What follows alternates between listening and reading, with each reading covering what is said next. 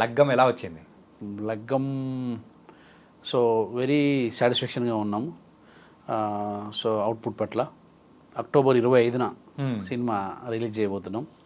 అంటే మనం చూసాం రీసెంట్గానే సుధీర్ బాబు గారితో కూడా టైటిల్ అనౌన్స్ కూడా ఏమంటారు రిలీజ్ డేట్ అనౌన్స్ చేసాం. అవును, అక్టోబర్ 25th అని. సో ఇది మనకి అక్టోబర్ 25న సురేష్ ప్రొడక్షన్స్, ఏషియన్ సినిమాస్ కలిసి సినిమాని విడుదల చేస్తున్నాయి.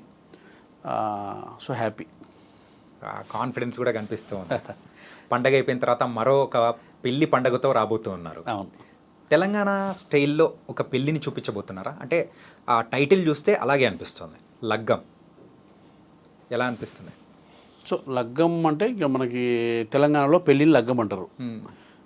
సో ఇప్పుడు లగ్గం అని అంటే ఏంటంటే ఒక అబ్బాయి అమ్మాయి మాట ముచ్చట దగ్గర నుంచి మొదలెట్టుకుంటే, ఆ సంబంధం మ్యాచ్ ఫిక్స్ అయిన దగ్గర నుంచి మొదలెట్టేసి పెళ్ళై అప్పగింతలు చేసి వెళ్ళిపోయే వరకు అనేక విషయాలు ఉంటాయి. అవును, అని ఒక్కొక్క ప్రాంతంలో ఒక్కొక్క రకం ఉంటాయి.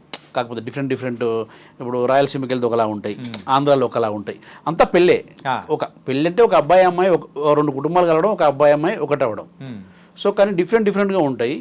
ఈ లగ్గం ఏంటంటే తెలంగాణ నేపథ్యంలో జరిగే తెలుగు సినిమా. ఓకే. సో ఇక్కడ తెలంగాణ లగ్గంలో జరిగే అన్ని ఈవెంట్స్, అన్ని సాంప్రదాయాలు, సంస్కృతి అంతా కళ్ళగట్టినట్టుగా చూపించబోతున్నా. Nice sir. And teaser release అయిన తర్వాత కూడా అరే ఇది ఒక ఫ్యామిలీ మూవీ రా బై అని చెప్పేసి ప్రతి ఒక్కరు అనుకునేలా కూడా మీరు రిలీజ్ చేశారు. అండ్ దాంతోపాటు స్టార్ క్యాస్ట్ని కూడా చాలామందిని కూడా తీసుకున్నారు. మెయిన్గా వాళ్ళని ఒప్పించడానికి కానీ సో ఏ పాయింట్స్ చెప్పి మీరు ఒప్పించగలిగారు? సో లగ్గం సినిమా చేద్దాం అనుకున్నప్పుడు ఏంటంటే, సో ఇంతకుముందు ప్రీవియస్గా నేను చేసిన భీమదేవరపల్లి బ్రాంచ్ ఏంటంటే కొత్త వాళ్ళతోని అంత అంటే ఒక లోకల్ ఆర్టిస్టులతోని వీళ్ళతో చేశాను, ఒక ఆర్గానిక్గా చేశాను. సో ఈసారి ఏంటంటే కొంచెము ఎస్టాబ్లిష్ ఆర్టిస్టులతో చేద్దాం అని అనుకున్నప్పుడు ఏంటంటే, సో ఇక లగ్గం అంటేనే ఫుల్ కలర్ఫుల్గా ఉంటుంది, జనాలు కావాలని. సో ఒక్కొక్కరు ఎవరు బాగుంటారు, ఫాదర్ క్యారెక్టర్ ఎవరు బాగుంటారు, ఇదేంటి అని ఒక లిస్ట్ అవుట్ చేసుకొని రాజేంద్ర ప్రసాద్ గారు, రఘుబాబు, ఎల్బి శ్రీరాము, సప్తగిరి, రచరవి ఇట్లా వీళ్ళందరినీ ఏంటంటే వాళ్ళకి క్యారెక్టర్స్ చెప్పి ఇది చేసి కన్విన్స్ చేసి ఇది చేశాను. రాజేంద్ర ప్రసాద్ గారు అయితే ఫస్ట్ కథ వినగానే హక్ చేసుకున్నాడు. ఓకే, చాలా మంచి క్యారెక్టర్, నాకు కొన్ని రోజుల తర్వాత మళ్ళీ ఒక 10 years గుర్తుండిపోయే రోల్ అవుతుంది ఇదని తను హ్యాపీగా ఫీల్ అయ్యారు.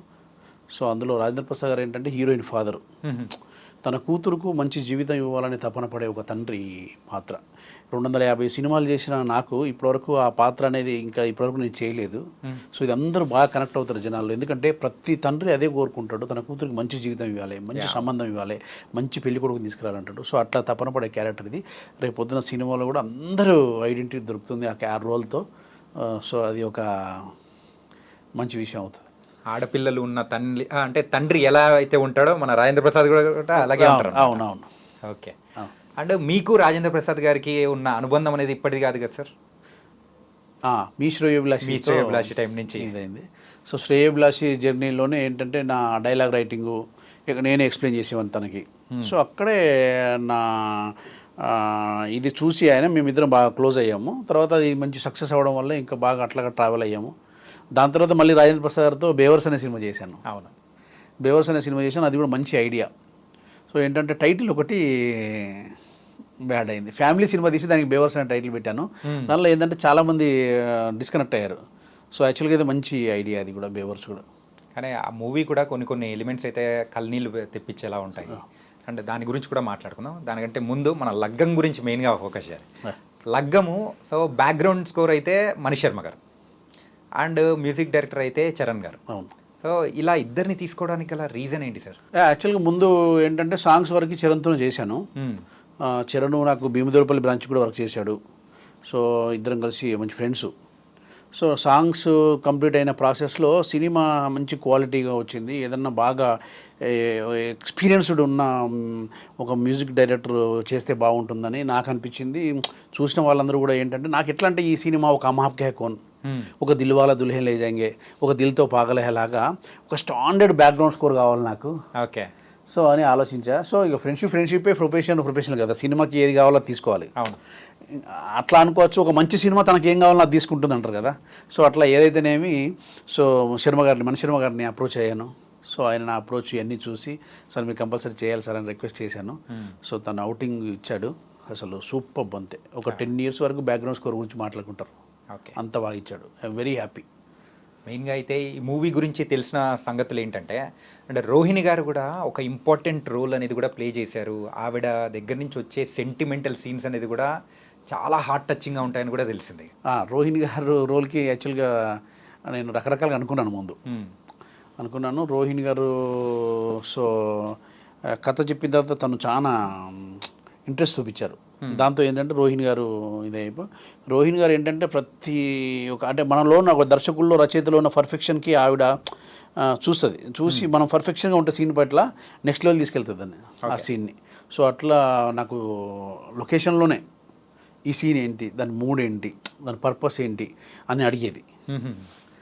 దీని ప్రీవియస్ ఎక్కడ స్టార్ట్ అవుతుంది, ఈ మూడు ఏంటి అని క్లియర్గా తెలుసుకొని నేను ఎట్లా కోరుకుంటున్నాను ఏంటి అని చేసేది. సో అట్లా ఒక ఆర్టిస్ట్కి దర్శకుడికి మధ్య ఏదైతే ఒక ట్యూనింగ్ ఇది జరగాలో అది మాకు జరిగింది. ఓకే. నేనేం కోరుకుంటున్నానో ఆమె ఒక 4-5 డేస్, ఆమె దాదాపు 20 వర్కింగ్ డేస్ ఉంటాయి టోటల్ వర్కింగ్ డేస్ మూవీ మొత్తంలో. రోహిణి గారివి ఒక 3-4 డేస్ చేయగానే అర్థమైపోయింది నా స్టైల్ ఆఫ్ ఇదేంటి అని. నేను ఏంటంటే సినిమా తీస్తున్నప్పుడే బ్యాక్గ్రౌండ్ స్కోర్ ప్లే చేస్తూ సీన్ తీస్తా.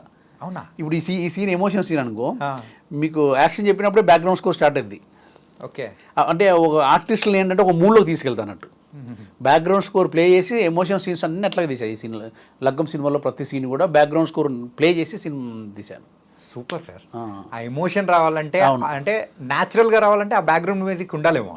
అంటే అది కొంచెం ఇంకా ఎన్హాన్స్ అవుతుంది, ఇంకా బాగా వాళ్ళు ఫీల్ అవ్వడానికి నేను తీసుకెళ్ళేవాడిని అట్లా మూడ్లోకి.